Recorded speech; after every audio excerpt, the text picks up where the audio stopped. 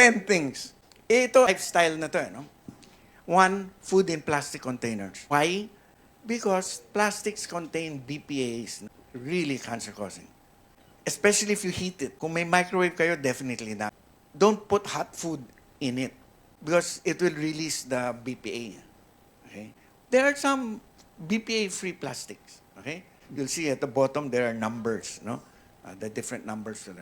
One of the main causes of cancer now, it will affect the prostate and the breast, are plastics. Our water, I told you, has lots of microplastics. It will be good if we can filter it. Okay? Salted, pickled, or smoked food. Mahilig pa tayo sa itlog na pula, atsara, at kung ano-ano. In the right quantities, okay lang.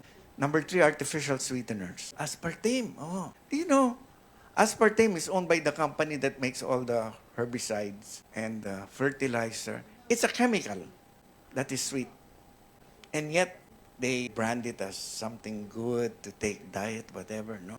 What you should take, if ever, is stevia. Here, they have one called Sweet Via. That's good. If you want to use it for cooking, that's okay. Or in your coffee, that's okay. Your juice. Wag lang talaga mag-aspartame or sugar. Trans fats are fats solidify like margarine, not butter. All hormones are made of cholesterol. Our brain runs with hormones. It's all about hormones in the brain. It's all fat. Our brain's all fat. No? That's why when you eat utak, tatas ang presyon mo. No? Talaga. It's all fat. No? Red meats. You can eat red meats 2 or 3 times a week. If you eat it too often, there are chemicals in the meat, no, that can lead to cancer. Especially, no, now that we're talking about meats, kasi they're basically chicken, pork, beef. No, the beef has the good vitamin B12. Chicken is the best meat, but yes, chicken is the best if it is free range. But if you give your chicken feeds that has antibiotics and growth factors and all that stuff, delikado na yan. Chicken has steroids. It has estrogen to make them fat. Soy also has phytoestrogens. That's why I'm talking to you now, to educate you just a little bit. We cannot talk for days and days. Just the important stuff. You have to be careful. No, you have to be careful with what you eat because what people market. Siyempre, they say all the good things about this, about especially soy and all, no? But it's not all good, no? Because they are processed. You take soy, you eat it natural, di ba? You make your own. I made my own, soy milk. Walang lasa talaga. Parang tubig lang ang I said, okay. Pero the one I drank before, ang sarap-sarap. Oh, sugar, di ba? Even the healthy foods can be delicious. Refined carbs. All of this has so much sugar. Alcohol. In the morning, my wife and I eat bread, not the white bread. And we toast it. Kapag lumabas yan, kung ano yung sunog, yan ang kakain niya. Aagawin niya, gusto ko yan, yung sunog. Ayan. I showed that. Cancer. That's why when you barbecue, okay lang, but don't eat yung sunog. Yung masarap, no? Yung crunchy na, maraming lasa pero sunog. That kind of burnt meat is the same as processed meats.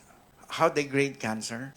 This one and this one is in the same category as cigarettes and alcohol.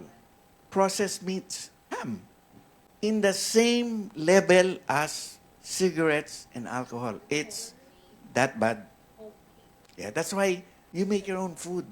Try to buy your food in the palengke. Make your own food. Because if you make somebody else make it, who eats hot dogs? Met someone who works in a hot dog factory. Says, please don't eat that. That's his product, huh? He says, please don't eat that. Basura.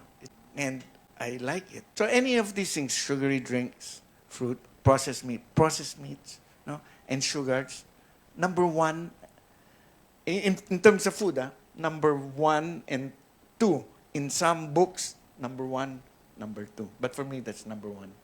It's number two. And then stress. Those three lang. If you want, you can once in a while cheat there, but don't cheat here. Okay? So, sugars, processed meats, and stress. No? Then you can keep away from cancer. But of course, if you want to get cancer, because mine's how to get cancer, di ba? Yan ang ano ko eh. Yan. You eat all of that stuff. Be aware of what you do. At home, so may take home, may pabigay. My mother-in-law always gives me food, always in plastic. Di ba? Nililipot ko sa sa glass. No? Tapos kapag tinapon ko yung plastic, magagalit pa. Don't throw that. Di ba? Sayang. I said, yeah, what will I do with that? Di ba? It's hard, no? Because the way we live life is not consistent with a healthy life. You have to go against what other people are normally doing. But you go against, be brave, di ba? Because they will normally get cancer and you will prevent that. You can.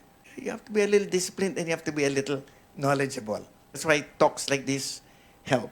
But in general, this is correct. Studies now show that this is correct. There are more evils outside. This is the basics. These are the common stuff.